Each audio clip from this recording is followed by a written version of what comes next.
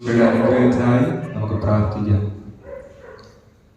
സ്നേഹവാനും കാരുണ്യവാനുമായ സ്വർഗസ്ഥനായ നല്ല ദൈവമേ, ദാനമായി നൽകിയിരിക്കുന്ന ഈ ഉപവാസ ആരാധനയുടെ രണ്ടാമത്തെ ദിവസത്തിനായി ഞങ്ങൾ അങ്ങേക്ക് സ്തോത്രം ചെയ്യുന്നു.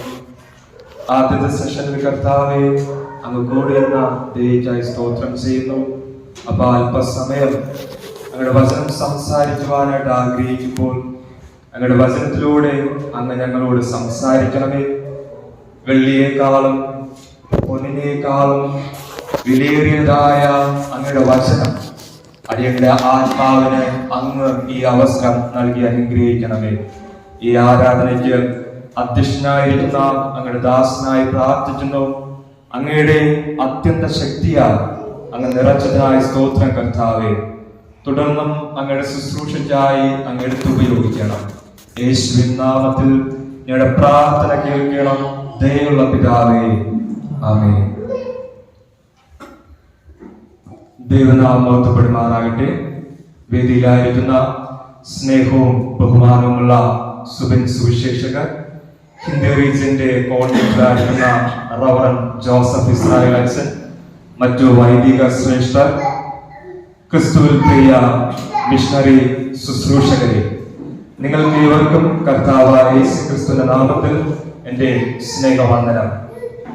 ആദ്യമായി ഈ വർഷത്തെ ഉപവാസ ആരാധനയിൽ പങ്കെടുക്കുവാൻ, ഇന്നത്തെ ദിവസം ഈ ആരാധനയിൽ ദൈവവചനം സംസാരിക്കുവാനും സർവശക്തനായിരിക്കുന്ന ദൈവം നൽകിയിരിക്കുന്ന ഈ വലിയൊരു അവസരത്തിനായി ദൈവത്തിന് സ്തോത്രം ചെയ്യുന്നു. അതോടൊപ്പം എനിക്ക് ഈ അവസരം നൽകിയ സ്നേഹവും ബഹുമാനമുള്ള ജോസഫ് അച്ഛൻ, സുരേഷ് അച്ഛൻ, അബിൽദാസ് എന്നിവരോടുമുള്ള എന്റെ ഹാർദവമായ നന്ദിയെ ഈ അവസരം അറിയിക്കുന്നു. ഇന്നേ ദിവസം ഞാൻ ഈ ഗുജറാത്ത് മിഷൻ സെന്ററിലായിരിക്കുമ്പോൾ എനിക്ക് വളരെയധികം സന്തോഷമുണ്ട്. അതിന് കാരണം എന്റെ മിഷണറി പ്രവർത്തനം ആരംഭിക്കുന്നത് CSI ഗുജറാത്ത് മിഷൻ സെന്ററിൽ നിന്നുമായിരുന്നു.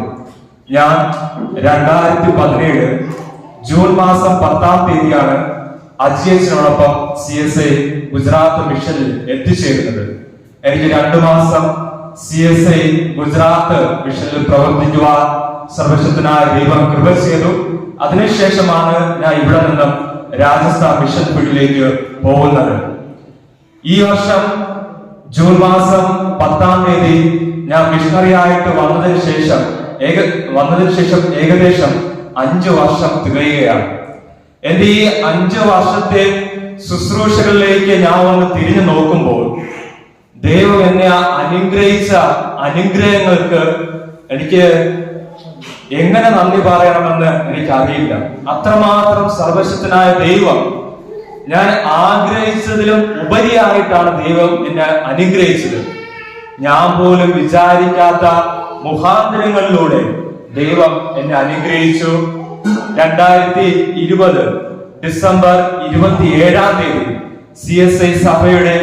CSI ദക്ഷിണ കേരള സഭയിലെ ഒരു പട്ടക്കാരനായി അഭിമന്യം മോഡറേറ്റർ തിരുമേനിയിലൂടെ എനിക്ക് അഭിഷേകം ചെയ്യപ്പെടുവാനായിട്ട് ദൈവം എന്നെ സഹായിച്ചു.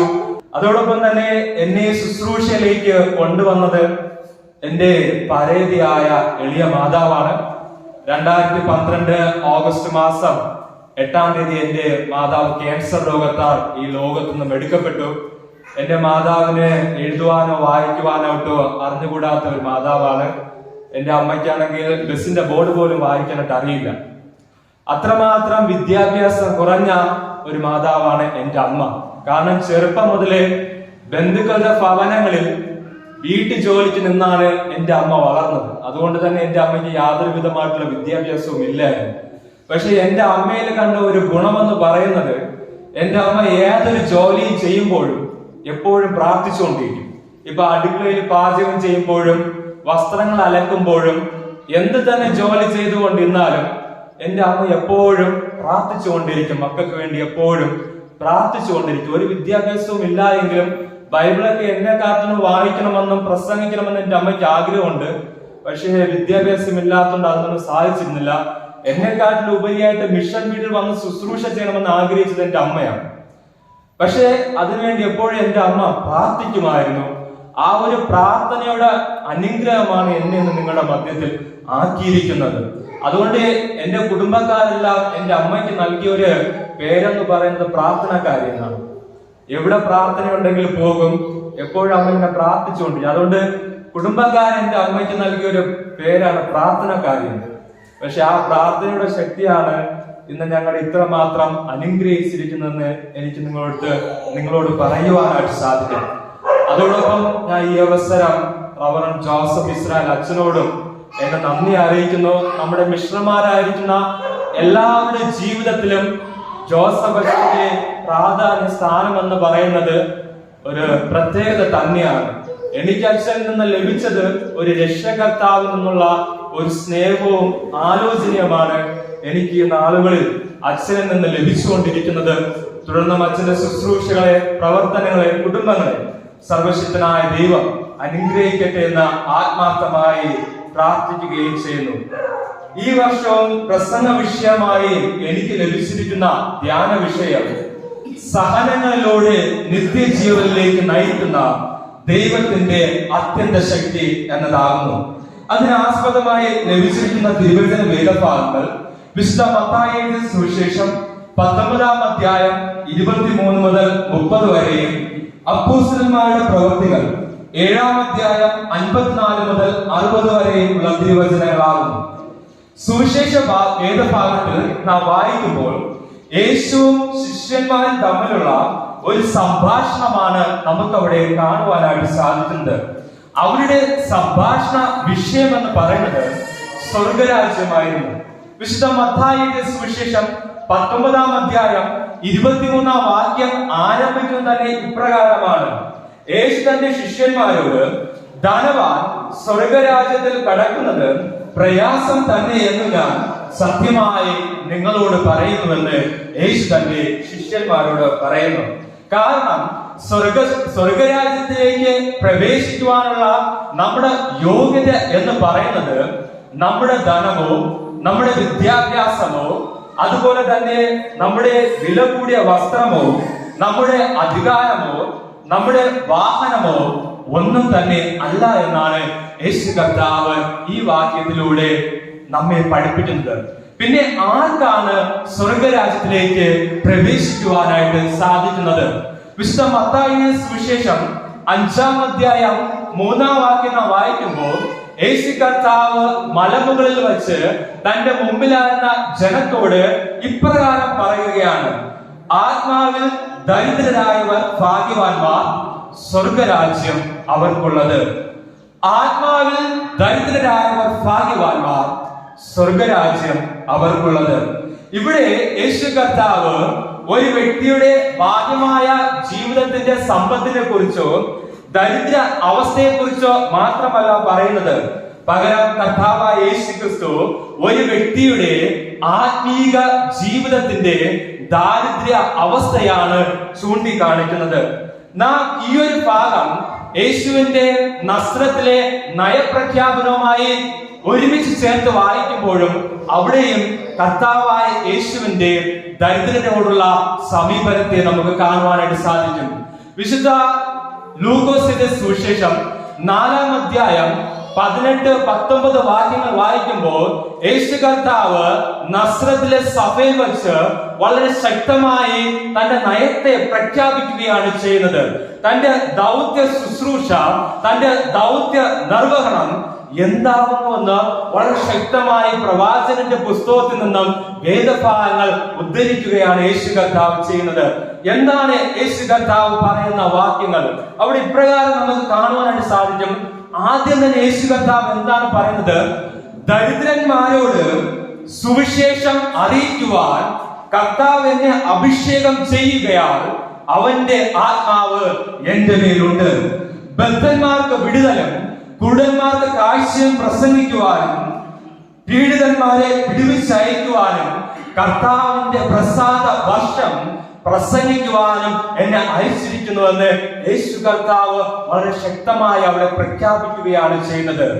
നമ്മുടെ സംസ്ഥാനത്ത്, നമ്മുടെ ഭാരതത്തിൽ തിരഞ്ഞെടുപ്പുകൾ വരുമ്പോൾ ഓരോ രാഷ്ട്രീയ പാർട്ടിക്കാരും തങ്ങളുടേതായിട്ടുള്ള നയങ്ങൾ പ്രഖ്യാപിക്കാറുണ്ട്. എന്നാൽ തിരഞ്ഞെടുപ്പുകൾ വിജയിച്ചു കഴിഞ്ഞാൽ അത് എത്രമാത്രം പ്രാവർത്തികമാക്കുവാൻ കഴിയുന്നുവെന്ന് നമുക്ക് എല്ലാവർക്കും അറിയാവുന്നതാണ്. എന്നാൽ യേശു കർത്താവ് പറഞ്ഞതായ ഈ നയപ്രഖ്യാപനങ്ങൾ നാം നോക്കുമ്പോൾ യേശു പറയുക മാത്രമല്ല, അത് തന്റെ ജീവിതത്തിലൂടെ ചെയ്തു കാണിക്കുകയും ചെയ്തു. ഈ വർഷം നാം ദൈവത്തിന്റെ അത്യന്ത ശക്തിയെ കുറിച്ച് നാം ചിന്തിക്കുമ്പോൾ നമുക്ക് എന്തുകൊണ്ടാണ് ദൈവത്തിന്റെ അത്യന്ത ശക്തി ആവശ്യമായിരിക്കുന്നത്? ജോസഫ് അച്ഛൻ പറയുകയുണ്ടായി, നമുക്ക് ഈ അത്യന്ത ശക്തി ഉണ്ടായിരുന്നാൽ മാത്രമേ നമുക്ക് നമ്മുടെ ഫീൽഡുകളിലേക്ക് പോയി കഴിഞ്ഞാൽ ശുശ്രൂഷ ചെയ്യുവാനായിട്ട് സാധിക്കുകയുള്ളൂ. ദൈവത്തിന്റെ ഈ അത്യന്ത ശക്തി നമ്മുടെ ശുശ്രൂഷയിൽ ഇല്ല എങ്കിൽ യേശുവിന്റെ ശുശ്രൂഷ, യേശു നിർവഹിച്ചതായ ശുശ്രൂഷ നമുക്ക് നിർവഹിക്കുവാനായിട്ട് സാധ്യമല്ല. എന്താണ് നമുക്ക് ദൈവം നൽകിയിരിക്കുന്ന ദൗത്യ നിർവഹണ ശുശ്രൂഷ എന്ന് പറയുന്നത്? യേശു പറഞ്ഞതായ ഈ 5 കാര്യങ്ങൾ തന്നെയാണ് ഇന്ന് മിഷൻ ഫീൽഡിലായിരിക്കുന്ന നമ്മുടെ ഓരോരുത്തരുടെയും ദൗത്യ നിർവഹണ ശുശ്രൂഷ എന്ന് പറയുന്നത്. ഈ 5 കാര്യങ്ങൾ നമുക്ക് ചെയ്യണമെങ്കിൽ തീർച്ചയായിട്ടും നമ്മുടെ ജീവിതത്തിൽ ദൈവത്തിന്റെ അത്യന്ത അഭിഷേകം, ശക്തി അനിവാര്യമാണ്. യേശു കർത്താവ് ഒന്നാമതായിട്ട് എന്താണ് പറയുന്നത്? ദരിദ്രന്മാരോട് സുവിശേഷം അറിയിക്കുവാൻ കർത്താവ് എന്നെ അഭിഷേകം ചെയ്യുകയാൽ അവന്റെ ആത്മാവ് എന്റെ മേലുണ്ട്. ഇന്ന് നാം ഈ ആരാധനയിലായിരിക്കും എന്റെയും നിങ്ങളുടെ ജീവിതത്തിൽ ആ ആത്മാവിന്റെ അഭിഷേകമുണ്ടോ, ആ ദൈവത്തിന്റെ അത്യന്ത ശക്തി ഉണ്ടോ എന്ന് നാം ഓരോരുത്തരും വിലയിരുത്തേണ്ടത് വളരെയധികം ആവശ്യമായിരിക്കുന്നു. യേശു വളരെ ശക്തമായി ഉറപ്പോടെ പറയുകയാണ്, ദൈവത്തിന്റെ ശുശ്രൂഷ, പിതാവിന്റെ ശുശ്രൂഷ ചെയ്യുവാനായിട്ട് ആ ദൈവം എന്നെ അഭിഷേകം ചെയ്തിരിക്കുകയാണ്. ആ ദൈവമാണ് എന്നെ ഈ ഭൂമിയിലേക്ക് അയച്ചിരിക്കുന്നത്.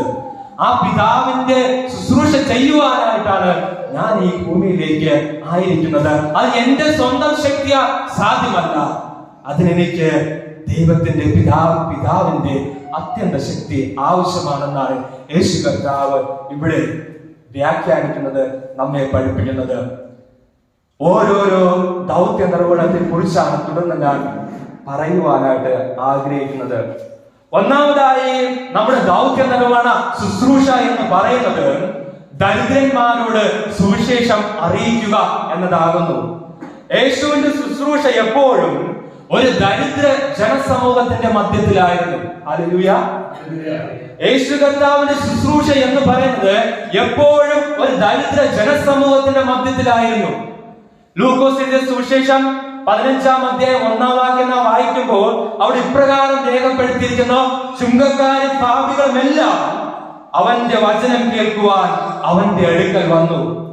അതുകൊണ്ട് തന്നെ യേശുവിന്റെ ശുശ്രൂഷ എപ്പോഴും ഒരു ദരിദ്ര ജനസമൂഹത്തിന്റെ മധ്യത്തിൽ ആയിരുന്നു. ദരിദ്ര ജനസമൂഹം എന്ന് പറയുമ്പോൾ 2 തരത്തിൽ നമുക്ക് ചിന്തിക്കുവാനായിട്ട് സാധിക്കും. ഒന്നാമത്തെ ദരിദ്ര സമൂഹം എന്ന് പറയുന്നത് ആത്മാവിൽ ദരിദ്രരായവർ. രണ്ടാമത്തെ ദരിദ്ര സമൂഹം എന്ന് പറയുന്നത് സാമ്പത്തികമായിട്ട് ദാരിദ്ര്യത്തിൽ ആയിരിക്കുന്ന ഒരു ജനസമൂഹം. വിശുദ്ധ യോഹന്നാൻ എഴുതിയ സുവിശേഷം 4-ാം അധ്യായം 1 മുതൽ 45 വരെയുള്ള വാക്യങ്ങൾ വായിക്കുമ്പോൾ അവിടെ ആത്മാവിന്റെ ദാരിദ്ര്യ അവസ്ഥയിലായിരിക്കുന്ന ഒരു ശമരിയ സ്ത്രീയെ നമുക്ക് കാണുവാനായിട്ട് സാധിക്കും. അവർക്ക് മിശിഹയെ അറിയണമെന്നെല്ലാം ആഗ്രഹമുണ്ട്. യേശു എന്താണ് ചെയ്യുന്നത്? അവളുടെ അടുക്കിലേക്ക് പോവുകയും നിന്നോട് സംസാരിക്കുന്ന ഞാൻ തന്നെയാണ് മിശിഹ എന്ന് വെളിപ്പെടുത്തുകയും സത്യദൈവത്തെ ആരാധിക്കേണ്ടത് ആത്മാവിനും സത്യത്തിനും ആകുന്നുവെന്ന് അവളെ പഠിപ്പിക്കുകയും ചെയ്യുന്നു. അതിലൂടെ അവിടെ ആത്മീയമായിട്ടുള്ള ദാരിദ്ര്യത്തിൽ നിന്ന് കർത്താവ് അവളെ വിടുവിക്കുകയും ഒരു വലിയ ജനസമൂഹത്തിന്റെ സാക്ഷിയായി തീരുവാൻ യേശു കർത്താവ് അവളെ ബലപ്പെടുത്തുകയും ചെയ്തു. ഇതാണ് ആത്മാവിൽ ദരിദ്രരായവരുടെ സുവിശേഷം അറിയിക്കുക എന്നതിലൂടെ അർത്ഥമാക്കുന്നത്. നാം മിഷൻ ഫീൽഡിൽ ആയിരിക്കുമ്പോൾ നമുക്കറിയാം, നമ്മുടെ മധ്യത്തിൽ ആയിരിക്കുന്ന ജനസമൂഹം എന്ന് പറയുന്നത് കല്ലിനെയും മണ്ണിനെയും പ്രകൃതിയെയും എല്ലാം ആരാധിക്കുന്ന ഒരു ജനസമൂഹമാണ്. ആത്മാവിൽ ദരിദ്രരായ ഒരു ജനസമൂഹത്തിന്റെ മധ്യത്തിലാണ് ഞാനും നിങ്ങളും ഇന്ന് ശുശ്രൂഷ ചെയ്യുന്നത്. അവരുടെ ആത്മീയമായ ദാരിദ്ര്യത്തിൽ നിന്നും വിടുവിക്കുക എന്ന് പറയുന്നത് എന്റെയും നിങ്ങളുടെയും ഒരു ദൗത്യമാകുന്നു. അതിന് ദൈവത്തിന്റെ അത്യന്ത ശക്തി ഉണ്ടെങ്കിൽ മാത്രമേ സാധിക്കുകയുള്ളൂ. രണ്ടാമത്തെ ഒരു ദരിദ്ര സമൂഹം എന്ന് പറയുന്നത് സാമ്പത്തികമായി ദാരിദ്ര്യത്തിൽ ആയിരിക്കുന്ന ഒരു ജനസമൂഹം. വിശുദ്ധ ലൂക്കോസിന്റെ സുവിശേഷം 14-ാം അധ്യായം 12 മുതൽ 14 വരെയുള്ള വാക്യങ്ങൾ നാം വായിക്കുമ്പോൾ അവിടെ യേശു കർത്താവ് തന്നെ ഒരു അത്താഴത്തിൽ ക്ഷണിച്ച വ്യക്തിയോട് പറയുകയാണ്, നീ ഒരു മുത്താഴമോ അത്താഴമോ കഴിക്കുമ്പോൾ സ്നേഹിതന്മാരെയും സഹോദരന്മാരെയും ചാർച്ചക്കാരെയും സമ്പത്തുള്ള അയൽക്കാരെയും വിളിക്കരുത്. അവർ നിന്നെ അങ്ങോട്ട് വിളിച്ചിട്ട് നിനക്ക് പ്രത്യുപകാരം ചെയ്യും. നീ വിരുന്ന് കഴിക്കുമ്പോൾ ദരിദ്രന്മാർ, അംഗഹീനന്മാർ, മുടന്തന്മാർ, കുരുടന്മാർ എന്നിവരെ ക്ഷണിക്കുക. എന്നാൽ നീ ഭാഗ്യവാനാകും, നിനക്ക് പ്രത്യുപകാരം ചെയ്യുവാൻ അവർക്ക് വകയില്ലല്ലോ. നീതിമാന്മാരുടെ പുനരുദ്ധാനത്തിൽ നിനക്ക് പ്രത്യുപകാരം ഉണ്ടാകും എന്ന് യേശു കർത്താവ് അവിടെ പഠിപ്പിക്കുകയാണ് ചെയ്യുന്നത്. ദരിദ്ര സമൂഹത്തോടുള്ള കർത്താവായ യേശു ക്രിസ്തുവിന്റെ ഒരു കരുതലാണ് നമുക്കിവിടെ കാണുവാനായിട്ട് സാധിക്കുന്നത്. നമുക്കൊരു വ്യക്തി ഭക്ഷണം വാങ്ങിച്ചു തന്നാൽ നാം എന്താണ് ചെയ്യുന്നത്? അടുത്ത് എപ്പോഴെങ്കിലും ആ വ്യക്തിയെ വിളിച്ച് ഭക്ഷണം വാങ്ങിച്ചു കൊടുക്കുവാനായിട്ട് ശ്രമിക്കും, അല്ലെ? പക്ഷെ യേശു കർത്താവ് എന്താണ് പറയുന്നത്? നിങ്ങൾ അങ്ങനെ ചെയ്യുന്നത് കൊണ്ട് എന്തെങ്കിലും പ്രയോജനമുണ്ടോ? ഒരു പ്രയോജനവുമില്ല. നിങ്ങൾക്ക് അങ്ങനെ എന്തെങ്കിലും താല്പര്യമുണ്ടെങ്കിൽ ദരിദ്രരായിരിക്കുന്ന വ്യക്തികൾക്ക് നിങ്ങൾ ഒരു നേരത്തെ ഭക്ഷണം നൽകി കഴിഞ്ഞാൽ എപ്പോഴാണ് നമുക്ക് അതിന്റെ പ്രതിഫലം ലഭിക്കുന്നത്? പുനരുദ്ധാനത്തിൽ. നിശ്ചയമായും നമുക്കൊരു പുനരുദ്ധാനമുണ്ട്. അല്ലെങ്കിൽ നമ്മൾ പ്രസംഗിക്കുന്ന ഈ പ്രസംഗം എല്ലാത്തിനും എന്താണ്? വ്യർത്ഥമാണ്. നമ്മുടെ വിശ്വാസം എന്ന് പറയുന്ന എല്ലാം വ്യർത്ഥമാണ് എന്നാണ് അപ്പോസ്തലനായ പൗലോസ് പഠിപ്പിക്കുന്നത്. നമ്മളെല്ലാവരും വിശ്വസിക്കുന്നുണ്ട് നമ്മുടെ ദൈവം ജീവിക്കുന്ന ദൈവമാണ്. അതുകൊണ്ട് നാമും ജീവിക്കും. നമുക്കൊരു പുനരുദ്ധാനമുണ്ട്. അതിന് തക്കതായ ഒരു പ്രതിഫലവുമുണ്ട്. ആ ദിനത്തിൽ നമുക്ക് പ്രതിഫലം ഉണ്ടാകണമെങ്കിൽ നാം ദരിദ്ര സമൂഹത്തെ സഹായിക്കേണ്ടതായിട്ടുണ്ട്. രണ്ടാമതായി കർത്താവായ യേശു ക്രിസ്തു നമുക്ക് നൽകിയിരിക്കുന്ന ദൗത്യ നിർവഹണ ശുശ്രൂഷ എന്ന് പറയുന്നത് ബദ്ധന്മാർക്ക് വിടുതൽ നൽകുക എന്നതാകുന്നു. ബദ്ധന്മാർക്ക് വിടുതൽ നൽകുക. കർത്താവായ യേശു ക്രിസ്തു ഇന്ന് തന്റെ ശുശ്രൂഷയിലായിരിക്കുന്ന എല്ലാ ശുശ്രൂഷകർക്കും നൽകിയിരിക്കുന്ന വലിയൊരു അധികാരമാണ് ബന്ധനത്തിലായിരിക്കുന്നവർക്ക് അതിൽ നിന്നുള്ള വിടുതൽ നൽകുക എന്ന് പറയുന്നത്.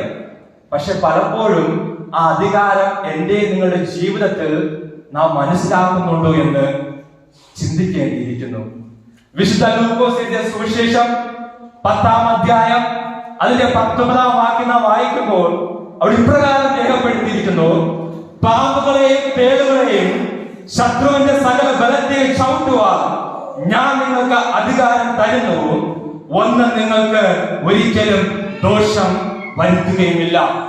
ശത്രുവിന്റെ മേലുള്ള സമ്പൂർണമായുള്ള ഒരു അധികാരമാണ് കർത്താവായ യേശു ക്രിസ്തു ഇന്ന് ശുശ്രൂഷയിലായിരിക്കുന്ന എനിക്കും നിങ്ങൾക്കും നൽകിയിരിക്കുന്നത്. പലപ്പോഴും ഈ അധികാരം നാം ഉപയോഗിക്കാറുണ്ടോ എന്ന് നാം ചിന്തിക്കേണ്ടിയിരിക്കുന്നു. എന്റെ ജീവിതത്തിലെ ഒരു അനുഭവം, ഒരു സാക്ഷ്യം ഞാൻ നിങ്ങളുമായി ഈ അവസരം പങ്കുവയ്ക്കുവാനായിട്ട് ആഗ്രഹിക്കുന്നു. ഞാൻ ഈ മിഷൻ ഫീൽഡിൽ വന്നതിന് ശേഷമാണ് അനേകം ഈ പൈശാചിക ബന്ധനങ്ങളിലായിരിക്കുന്ന വ്യക്തികളെ കാണുവാനായിട്ട് ഇടയായത്. കഴിഞ്ഞ വർഷം ഏകദേശം ഒക്ടോബർ മാസം ഒരു വിശുദ്ധ ദിനത്തിൽ ഞാൻ ഗാമ എന്ന് പറയുന്ന ആലയത്തിൽ ആരാധന നടത്തുവാനായിട്ട് പോകുമ്പോൾ അവിടെ ആദ്യമായി ഒരു ഹൈന്ദവ കുടുംബത്തിൽപ്പെട്ട ഭാര്യയും ഭർത്താവും 2 കുഞ്ഞുങ്ങളും പ്രാർത്ഥിക്കുവാനായിട്ട് വന്നു. അവർ പ്രാർത്ഥിക്കുവാനായിട്ട് വന്നതിന് കാരണം ഭാര്യ അനേക മാസങ്ങളായി പൈശാചിക ബന്ധനത്തിലായിരിക്കുന്നു. അവർ പല മന്ത്രവാദികളുടെ അടുക്കൽ പോയി, അതിലൊന്നും അവർക്ക് ഒരു വിടുതൽ ലഭിച്ചില്ല. അങ്ങനെ ആരിലൂടെ അറിഞ്ഞാണ് അവർ ഈ ഗാമ എന്ന് പറയുന്ന ആലയത്തിൽ പ്രാർത്ഥിക്കുവാനായിട്ട് വിടുതൽ ലഭിക്കുവാനായിട്ട് വരുന്നത്. അവര് ആദ്യം ആ ആരാധന ശാന്തമായിട്ട് ഇരിക്കുകയായിരുന്നു. എന്നാൽ പ്രാർത്ഥന ആരംഭിച്ച് പാട്ട് പാടുവാനായിട്ട് തുടങ്ങിയതും ഈ സ്ത്രീയും ഈ സഹോദരിയും വളരെ ഉച്ചത്തിൽ അലറുവാനും ആരാധനയ്ക്ക് തടസ്സമായി പ്രവർത്തിക്കുവാനും തുടങ്ങി.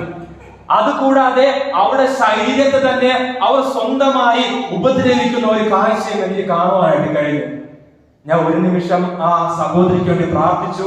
എന്നിട്ട് വീണ്ടും ആരാധന തുടങ്ങി. എന്നിട്ടും അവർക്ക് സൗഖ്യം ലഭിച്ചില്ല. അതുകൊണ്ട് ഞാൻ അവിടെയുള്ള മിഷണറിയോട് പറഞ്ഞു, നമുക്ക് ആരാധന കഴിഞ്ഞതിന് ശേഷം ഈ സഹോദരിക്ക് വേണ്ടി ഒരുമിച്ച് പ്രാർത്ഥിക്കാമെന്ന് പറഞ്ഞു. അങ്ങനെ ആരാധനയെല്ലാം കഴിഞ്ഞു. ഞങ്ങൾ വിശ്വാസികളും വിഷ്ണുവിനെ ഒരുമിച്ച് ഇന്നലെ അച്ഛൻ പറഞ്ഞതുപോലെ ഞങ്ങൾ കൈ ചേർത്ത് പിടിച്ച് ആ സഹോദരിയെ നടുവിൽ നിർത്തിയിട്ട് നമ്മൾ പ്രാർത്ഥിക്കുവാനായിട്ട് തുടങ്ങി. എനിക്കിതിനെ എങ്ങനെ ഒഴിപ്പിക്കണമെന്നൊന്നും എനിക്കറിയില്ല. ഞാൻ കണ്ണടച്ച് നിന്ന് എല്ലാവരുമായിട്ട് കൈ പിടിച്ച് ഞങ്ങൾ പ്രാർത്ഥിക്കുകയാണ്. ഏകദേശം 5 മിനിറ്റോളം ഞങ്ങൾ ഇങ്ങനെ പ്രാർത്ഥിക്കുന്ന അവസരത്തിൽ ആരോ എന്റെ കാലിൽ വന്ന് ഇങ്ങനെ തൊടുന്നതായിട്ട് എനിക്ക് അനുഭവപ്പെട്ടു.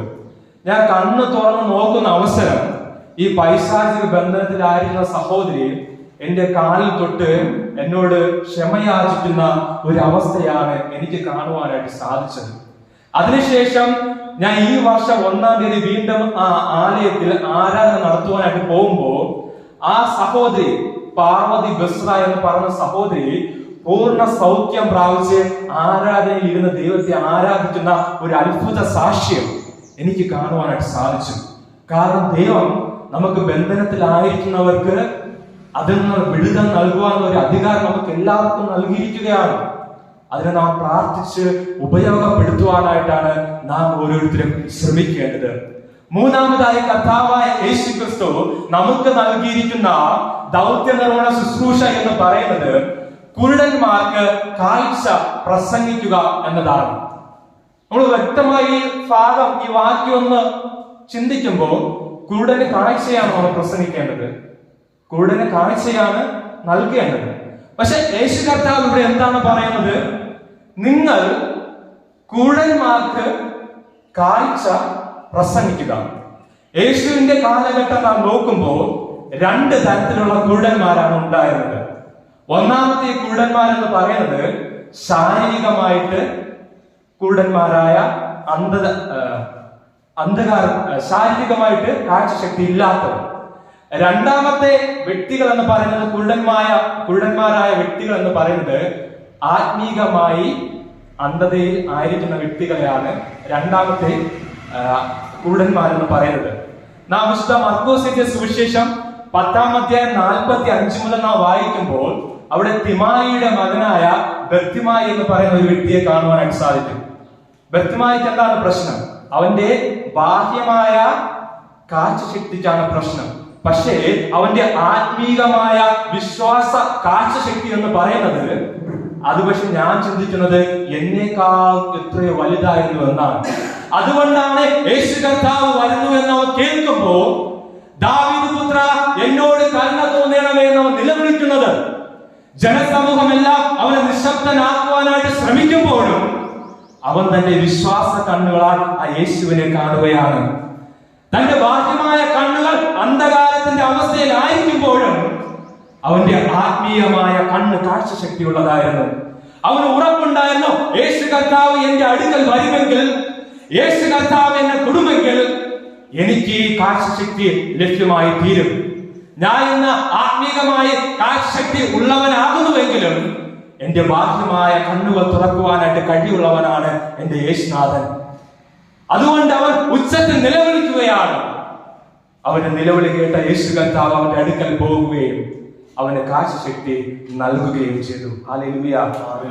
രണ്ടാമത്തെ ഒരു ജനസമൂഹമാണ് ആത്മീകമായി അന്ധകാരത്തിൽ ജീവിക്കുന്ന പരീക്ഷന്മാരും ശാസ്ത്രിമാരും. അവർക്ക് ബാഹ്യമായിട്ട് നമ്മെ പോലെ കാണുവാനുള്ള നല്ല കാഴ്ചശക്തിയുണ്ട്.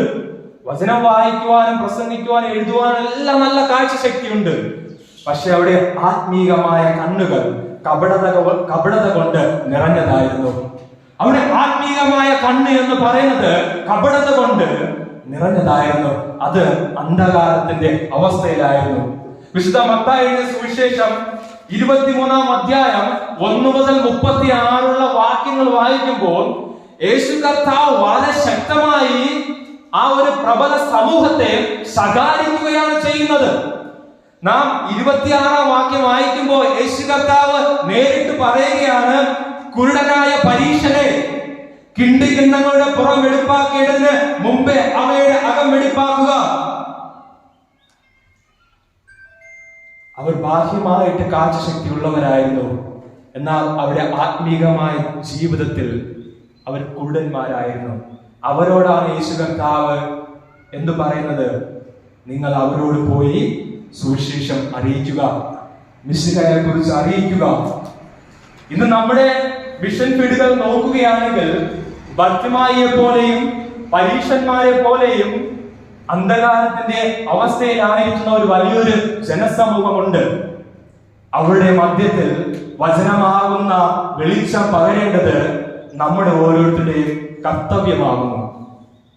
അതുകൊണ്ടാണ് യേശു കർത്താവ് പറയുന്നത്, നിങ്ങൾ കുരുടന്മാർക്ക് കാഴ്ച പ്രസംഗിക്കുക. ആത്മീയമായ അന്ധകാരത്തിലായിരിക്കുന്നവരോട് മിശിഹയുടെ വെളിച്ചം നൽകുന്ന, കാഴ്ചശക്തി നൽകുന്ന സുവിശേഷം അറിയിക്കുന്നവർ ആവുക. അത് അറിയിക്കണമെങ്കിൽ നമുക്ക് ദൈവത്തിന്റെ അത്യന്ത ശക്തി വളരെയധികം ആവശ്യമായിരുന്നു. നാലാമതായി കർത്താവായ യേശുക്രിസ്തു നമുക്ക് നൽകിയിരിക്കുന്ന ദൗത്യ നിർവഹണം എന്ന് പറയുന്നത് പീഡിതന്മാരെ വിടുവിച്ച് അയക്കുക. പീഡിതന്മാരെ വിടുവിച്ച് അയക്കുക. ഇംഗ്ലീഷ് ബൈബിൾ നാം വായിക്കുമ്പോൾ അവിടെ ഇപ്രകാരമാണ് രേഖപ്പെടുത്തിയിരിക്കുന്നത്, set free the broken heart. അതായത് ഹൃദയം തകർന്നവരെ വിടുവിച്ച് അയക്കുക. ഹൃദയം തകർന്നവരെ വിടുവിച്ച് അയക്കുക. സങ്കീർത്തനം 34:18 നാം വായിക്കുമ്പോൾ സങ്കീർത്തനക്കാരനായ ദാവീദ് ഇപ്രകാരമാണ് പറയുന്നത്, ഹൃദയം നുറുങ്ങിയവർക്ക് യഹോവ സമീപസ്ഥൻ, മനസ്സ് തകർന്നവരെ അവൻ രക്ഷിക്കുന്നു.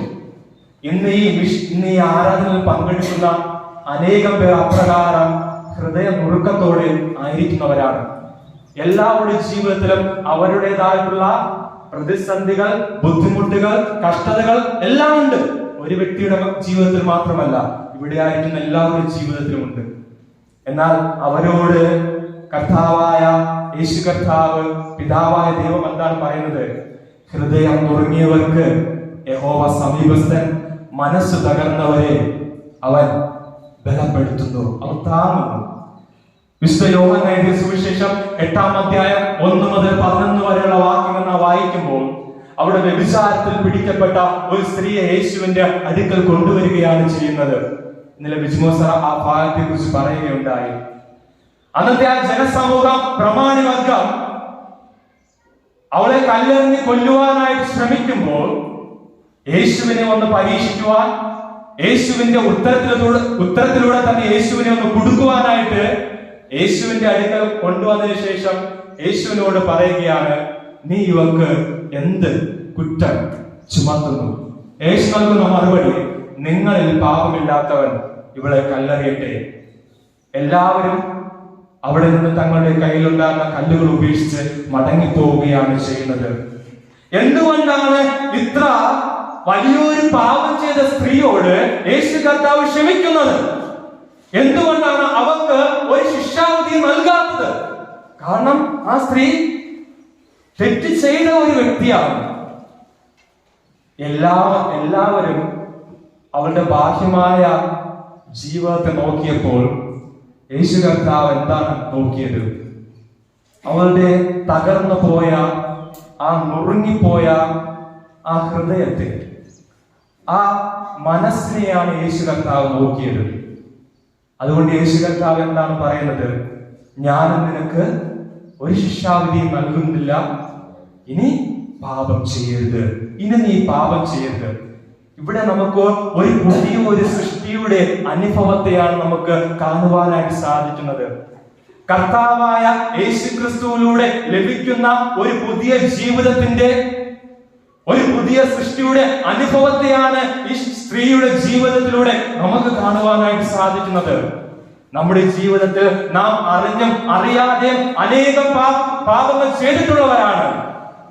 എന്നാൽ നാം ആ പാപങ്ങൾ എല്ലാം ഉപേക്ഷിച്ചുകൊണ്ട് യേശു കർത്താവിന്റെ അടുക്കിലേക്ക് വരുമ്പോൾ നാം ഓരോരുത്തരും ഓരോ പുതിയ സൃഷ്ടിയുടെ അനുഭവത്തിന് കാരണമായി തീരുന്നു. അപ്പോസ്തലനായ പൗലോസ് കൊരിന്ത്യർക്ക് എഴുതിയ 2-ാം ലേഖനം 5-ാം അധ്യായം 17-ാം വാക്യത്തിൽ പൗലോസ് അപ്പോസ്തലൻ അതുകൊണ്ടാണ് പറയുന്നത്, ഒരുത്തൻ ക്രിസ്തുവിലായാൽ അവൻ എന്താകുന്നു? അവൻ പുതിയ സൃഷ്ടിയാകുന്നു, പഴയത് കഴിഞ്ഞു പോയി, ഇതാ അത് പുതുതായി തീർന്നിരിക്കുന്നു. ഇന്ന് നമ്മുടെ മിഷൻ ഫീൽഡുകൾ നാം നോക്കുമ്പോഴും ഇപ്രകാരം പാപത്തിന്റെ ജീവിത സാഹചര്യങ്ങളിലായിരിക്കുന്ന അനേക ജനസമൂഹമുണ്ട്. അവരെ അതിൽ നിന്നും വിമോചിച്ചുകൊണ്ട് ഒരു പുതിയ സൃഷ്ടിയുടെ അനുഭവം നൽകുവാനുള്ള ഒരു ദൗത്യ നിർവഹണമാണ് പീഡിതന്മാരെ വിടുവിച്ച് അയക്കുക എന്ന ദൗത്യത്തിലൂടെ യേശു കർത്താവ് ഇന്ന് നമുക്ക് ഓരോരുത്തർക്കും നൽകുന്നത്. അവസാനമായി കർത്താവായ യേശു ക്രിസ്തു നമുക്ക് നൽകുന്ന ഒരു ദൗത്യ നിർവഹണ ശുശ്രൂഷ എന്ന് പറയുന്നത് കർത്താവിന്റെ പ്രസാദ വർഷം പ്രസംഗിക്കുക എന്നതാകുന്നു. കർത്താവിന്റെ പ്രസാദ വർഷം പ്രസംഗിക്കുക. പഴയ നിയമത്തിലെ യോബേൽ സംവത്സരത്തെയാണ് യേശു കർത്താവ് ഇവിടെ ഉദ്ധരിക്കുന്നത്. യോബേൽ സംവത്സരം എന്ന് പറയുന്നത് 7 ശബത്ത് ആണ്ടിന് ശേഷം വരുന്ന വർഷമായ 50-ാം വർഷത്തെയാണ് യോബേൽ സംവത്സരം എന്നതുകൊണ്ട് അർത്ഥമാക്കുന്നത്. 50-ാം വർഷം എന്ന് പറയുന്നത് ദൈവജനത്തിന്റെയും മൃഗങ്ങളുടെയും കൃഷിസ്ഥലങ്ങളുടെയും അടിമയുടെയും എല്ലാം വിമോചനത്തിന്റെയും വിശ്രമത്തിന്റെയും സ്വാതന്ത്ര്യത്തിന്റെയും വർഷമാണ്. എന്നാൽ നമുക്ക് ഈ സ്വാതന്ത്ര്യം ലഭിക്കുന്നത് നാം ക്രിസ്തുവിൽ ആയിത്തീരുന്ന ആ നിമിഷം മുതൽ നമുക്ക് ഈ സ്വാതന്ത്ര്യം ലഭ്യമായി തീരുന്നുവെന്ന് അപ്പോസ്തലനായ പൗലോസ് ഗലാത്യർക്കെഴുതിയ ലേഖനം 5-ാം അധ്യായം 1-ാം വാക്യത്തിൽ പറയുന്നു. സ്വാതന്ത്ര്യത്തിനായി ക്രിസ്തു നമ്മെ സ്വതന്ത്രരാക്കി, ആകയാൽ അതിൽ ഉറച്ചു നിൽക്കുകയും അടിമനുഖത്തിൽ പിന്നെയും കുടുങ്ങിപ്പോകരുത്. അടിമനുഖത്തിൽ പിന്നെയും കുടുങ്ങിപ്പോകരുത്. കർത്താവായ യേശു ക്രിസ്തു സകല മാനവരാശിയുടെയും രക്ഷയ്ക്കായി കാൽവരി ക്രൂശിൽ തന്റെ ജീവൻ ദാനമായി നൽകി. ആ ഒരു പരമമായ യാഗത്തിലൂടെ നമ്മെ ഓരോരുത്തരെയും നാം ചെയ്തു പോയതായ എല്ലാ പാപത്തിൽ നിന്നും ശാപത്തിൽ നിന്നും മരണത്തിൽ നിന്നും നമുക്ക് നീക്കുപോക്ക് നൽകുകയും നമ്മെ മരണത്തിന്റെയും പാപത്തിന്റെയും ശാപത്തിന്റെയും ബന്ധനത്തിൽ നിന്നും സ്വതന്ത്രരാക്കുകയും ചെയ്തിരിക്കുന്നു. ഈ ഒരു സ്വാതന്ത്ര്യമാണ് പ്രസാദ വർഷം പ്രസംഗിക്കുക എന്നതുകൊണ്ട് അർത്ഥമാക്കുന്നത്. ഈ ഒരു ദൗത്യ നിർവഹണ ശുശ്രൂഷയ്ക്ക് വേണ്ടിയാണ് ഇന്ന് എന്നെയും നിങ്ങളെയും പിതാവായ ദൈവം പുത്രനിലൂടെ വിളിച്ച് വേർതിരിച്ചിരിക്കുന്നത്. ഈ ഒരു ദൗത്യ നിർവഹണ ശുശ്രൂഷ നമ്മുടെ ശക്തി കൊണ്ടോ നമ്മുടെ ബുദ്ധി കൊണ്ടോ നമ്മുടെ സാമർത്ഥ്യം കൊണ്ടോ നമ്മുടെ ധനം കൊണ്ടോ നമുക്കൊരിക്കലും ചെയ്യുവാനായിട്ട് സാധ്യമല്ല. ഈ ഒരു ദൗത്യ നിർവഹണ ശുശ്രൂഷ ചെയ്യുവാൻ എനിക്കും നിങ്ങൾക്കും ദൈവത്തിന്റെ അത്യന്ത ശക്തി ആവശ്യമായിരിക്കുന്നു. അതാണ് നാം ഓരോരുത്തരും ഈ ഉപവാസ ആരാധനയിലൂടെ പ്രാപിച്ച് എടുക്കേണ്ടത്. വീണ്ടും നാം യേശുവിന്റെ ആ ശിഷ്യന്മാരോടുള്ള ആ സ്വർഗരാജ്യത്തെ കുറിച്ചുള്ള സംഭാഷണം നാം നോക്കുമ്പോൾ മത്തായി എഴുതിയ സുവിശേഷം 19-ാം അധ്യായം 24-ാം വാക്യത്തിൽ യേശു കർത്താവ് പറയുന്നു, ധനവാൻ ദൈവരാജ്യത്തിൽ കടക്കുന്നതിനേക്കാൾ ഒട്ടകം സൂചിക്കുഴയിലൂടെ കടക്കുന്നത് എളുപ്പം എന്നും ഞാൻ നിങ്ങളോട് പറയുന്നു എന്ന് പറയുന്നു. ഇവിടെ യേശു കർത്താവ് സ്വർഗരാജ്യത്തെ കുറിച്ച് മനസ്സിലാക്കുവാൻ വേണ്ടി ശിഷ്യന്മാർക്ക് ഒരു ചെറിയ ഉദാഹരണം കൂടെ പറയുകയാണ്. ഒരു ഒട്ടകത്തിന്റെയും ഒരു സൂചിക്കുഴയുടെയും. ഈ ഭാഗം പഠിച്ചപ്പോൾ എനിക്ക് മനസ്സിലായ കാര്യമാണ് ഞാൻ നിങ്ങളുമായി തുടർന്ന് പങ്കുവയ്ക്കുവാനായിട്ട് ആഗ്രഹിക്കുന്നത്. തെറ്റുണ്ടെങ്കിൽ ഈ ആരാധനയ്ക്ക് ശേഷം അത് തിരുത്തുവാനുള്ള അവസരം ഞാൻ നിങ്ങൾക്ക് നൽകുകയാണ്. ഇവിടെ ഈ ഒട്ടകം എന്ന് പറയുന്നത് ഒരു ധനവാനായ വ്യക്തിയെയാണ് സൂചിപ്പിക്കുന്നത്. ഇവിടെയുള്ള ഈ സൂചിക്കുഴ എന്ന് പറയുന്നത് ദൈവരാജ്യത്തിലേക്ക് പ്രവേശിക്കുവാനുള്ള ദൈവത്തിന്റെ പ്രവേശന കവാടമാണ്. ഹല്ലേലൂയ. വിശുദ്ധ ലൂക്കോസിന്റെ സുവിശേഷം 13-ാം അധ്യായം 24-ാം വാക്യം നമുക്ക് വായിക്കാം. ഒരാൾക്ക് വായിക്കാം. വിശുദ്ധ ലൂക്കോസിന്റെ സുവിശേഷം 13-ാം അധ്യായം 24-ാം വാക്യം.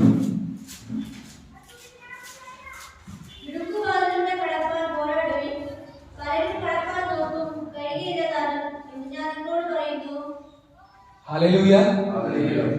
സ്വർഗരാജ്യത്തിലേക്ക് പ്രവേശിക്കുവാനുള്ള കവാടം എപ്രകാരമാണ്? ഇടുക്കമാണ്. അതിലൂടെ കടക്കുവാനായിട്ട് അനേകം പേര് ശ്രമിക്കും, എങ്കിലും കഴിയുക ഇല്ലതാനും. അതുകൊണ്ട് പോരാടുവാനായിട്ടാണ് യേശു കർത്താവ് നമുക്ക് നൽകുന്ന ഒരു ആഹ്വാനം. എന്തുകൊണ്ടാണ് യേശു കർത്താവ് ശിഷ്യന്മാരോട് ഈ ഒട്ടകത്തിന്റെയും ഈ സൂചിക്കുഴയുടെയും ഉദാഹരണം ഇവിടെ പ്രതിപാദിക്കുന്നത്? നാം അതിന് തൊട്ടു മുമ്പുള്ള ഒരു ഭാഗം നാം പഠിക്കേണ്ടിയിരിക്കുന്നു. മത്തായി എഴുതിയ സുവിശേഷം 19-ാം അധ്യായം 16 മുതൽ 22 വരെയുള്ള വാക്യങ്ങൾ നാം വായിക്കുമ്പോൾ അവിടെ ധനവാനായ ഒരു വ്യക്തി യേശുവിന്റെ അടുക്കലേക്ക് വന്നിട്ട് യേശുവിനോട് ചോദിക്കുകയാണ്, അല്ലയോ ഗുരു, ഞാൻ നിത്യജീവനെ പ്രാപിക്കുവാനായിട്ട് എന്താണ് ചെയ്യേണ്ടത്? ഞാൻ നിത്യജീവനെ പ്രാപിക്കുവാനായിട്ട് എന്താണ് ചെയ്യേണ്ടത്? യേശു കർത്താവ് അവന് നൽകുന്ന മറുപടി, ദൈവം നൽകിയിരിക്കുന്ന കൽപ്പനകൾ നീ അനുസരിക്കുക. അപ്പോൾ അവൻ പറയുകയാണ്, അതെല്ലാം ഞാൻ അനുസരിക്കുന്നുണ്ട്, ഇനി എന്താണ് എന്റെ ജീവിതത്തിൽ കുറവുള്ളത്? യേശു കർത്താവ് പറഞ്ഞു, നീ സൽഗുണപൂർണനാകുവാൻ ഇച്ഛിക്കുന്നത് എങ്കിൽ നിന്റെ ധനമെല്ലാം വിറ്റ് ദരിദ്രന്മാർക്ക് കൊടുക്കുക, എങ്കിൽ നിനക്ക് സ്വർഗത്തിൽ നിക്ഷേപമുണ്ടാകും. ആ ഒരു വാക്ക് യേശുവിൽ നിന്ന് കേൾക്കുമ്പോൾ അവ സന്തോഷിച്ചാണ് മടങ്ങി പോകുന്നത്. അവ വളരെയധികം ദുഃഖത്തോടെ യേശുവിന്റെ അടുക്കൽ നിന്ന് മടങ്ങി പോവുകയാണ് ചെയ്യുന്നത്. അതുകൊണ്ടാണ് യേശു കർത്താവ് അതിനുശേഷം വരുന്ന ഈ ഭാഗത്തിൽ ശിഷ്യന്മാരോട് സംസാരിക്കുമ്പോൾ ഈ ഒരു ഉദാഹരണം അവർക്ക് നൽകുന്നത്, ഒരു ധനവാൻ സ്വർഗരാജ്യത്തിലേക്ക് പ്രവേശിക്കുന്നത് എത്രമാത്രം കാഠിന്യമേറിയ ഒന്നാകുന്നു എന്ന്. ഇന്ന് പലർക്കും സ്വർഗരാജ്യത്തിലേക്ക് പ്രവേശിക്കണമെന്നല്ല ആഗ്രഹമുണ്ട്. എന്നാൽ യേശു കർത്താവ് തന്റെ വചനത്തിലൂടെ നമ്മുടെ കുറവുകളെ ചൂണ്ടിക്കാണിക്കുമ്പോൾ അതിനോട് മുഖം തിരിക്കുന്ന ഒരു അനുഭവമാണ് ഓരോരുത്തരുടെയും ജീവിതങ്ങളിൽ നമുക്ക് കാണുവാനായിട്ട് സാധിക്കുന്നത്. ഈ ധനവാനായ മനുഷ്യന്റെ ജീവിതത്തിൽ നിന്നും എന്തുകൊണ്ട് ആ ധനവാനായ മനുഷ്യന് സ്വർഗരാജ്യം നഷ്ടമായി പോയി എന്ന് ഞാൻ പറയുവാനായി ആഗ്രഹിക്കുന്നു. ഒന്നാമതായി, നാളെയെ കുറിച്ചുള്ള ചിന്ത. യേശു കർത്താവ് പറയുകയാണ്, നിന്റെ ധനമെല്ലാം വിട്ട് നീ ദരിദ്രന്മാർക്ക് കൊടുക്കുക. എന്നാൽ അത് കേൾക്കുമ്പോൾ അവൻ അതിന് സാധിക്കുന്നില്ല. കാരണം ഇന്ന് എന്റെ ജീവിതത്തിൽ ധനമുണ്ട്, ഇന്ന് എനിക്ക് ജീവിക്കുവാനായിട്ട് ധനമുണ്ട്, എനിക്ക് ഭക്ഷിക്കുവാനായിട്ട് നല്ല ആഹാരമുണ്ട്, ധരിക്കുവാനായിട്ട് നല്ല വസ്ത്രമുണ്ട്, വസിക്കുവാനായിട്ട് നല്ല ഭവനമുണ്ട്, സഞ്ചരിക്കുവാനായിട്ട് നല്ലൊരു വാഹനമുണ്ട്, എന്നോടൊപ്പം ആനന്ദിക്കുവാനായിട്ട് സുഹൃത്തുക്കളുണ്ട്. ഇതെല്ലാം ഞാൻ ഇന്ന് ദരിദ്രന്മാർക്ക് നൽകുകയാണെങ്കിൽ നാളത്തെ എന്റെ അവസ്ഥ എന്തായിത്തീരും? നാളെ ഞാൻ ആരായിത്തീരും? എന്നാൽ വിശുദ്ധ മത്തായി സുവിശേഷം 6-ാം അധ്യായം 25-26 വാക്യങ്ങളിൽ യേശു കർത്താവ് എന്താണ് പഠിപ്പിക്കുന്നത്? ഒരാൾക്ക് വായിക്കാം. വിശുദ്ധ മത്തായി സുവിശേഷം 6-ാം അധ്യായം 25-26 വാക്യങ്ങൾ.